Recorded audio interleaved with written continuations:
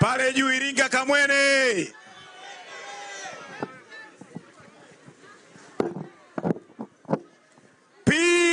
Peoples. Nilimisi sana hii, naomba isikike kwa sauti. Iringa people. People. Hakuna. Ndugu zangu wana wa Iringa, mimi sitakuwa na mengi sana leo. Nimesimama mbele yenu. Nyinyi wananchi wa Iringa ndio mliniweka kwenye ramani ya siasa Tanzania. Nimesimama mbele yenu kwa unyenyekevu mkubwa sana. Nimesimama hapa kuwaomba radhi. Nilikimbia vita katikati ya matatizo. Sikupaswa kufanya yale maamuzi niliyoyafanya. Pamoja na kwamba inawezekana niliumizwa, lakini nilipaswa niangalie picha kubwa.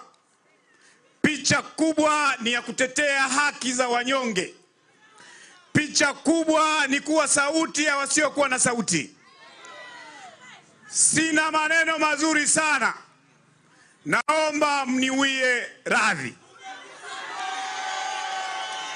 Hakuna maisha magumu kama kuishi kwa wakwe. Nilikuwa ukweni. Na kwenye Biblia, kwenye Wakristo, kwenye Biblia, Yesu alikuwa na wanafunzi 12. Wanafunzi 2 waliteleza kama mimi. Mmoja amemsema mwenyekiti wa vijana wa kanda, anaitwa Petro. Petro alikuwa ni miongoni mwa wanafunzi wapendwa wa Yesu. Alilala na Yesu, alikula na Yesu. Akichagua wanafunzi 3, Petro yumo. Ilipofika siku ya kujaribiwa kwake, Petro alimkana Yesu mara 3. Kuna mwingine alikuwa anaitwa Yuda. Ndiye alikuwa anashika mfuko wa hela. Yeye alimsaliti Yesu kwa vipande 30. Lakini Petro aliamua kutubu kwa machozi, akamrudia Yesu Kristo.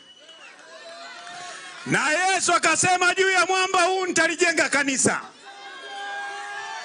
Yuda kwa sababu ya kiburi chake, ego, akaamua kuchukua kamba akajinyonga.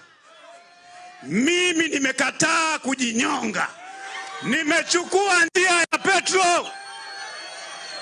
Wanairinga, narudia tena, naomba mnisamehe.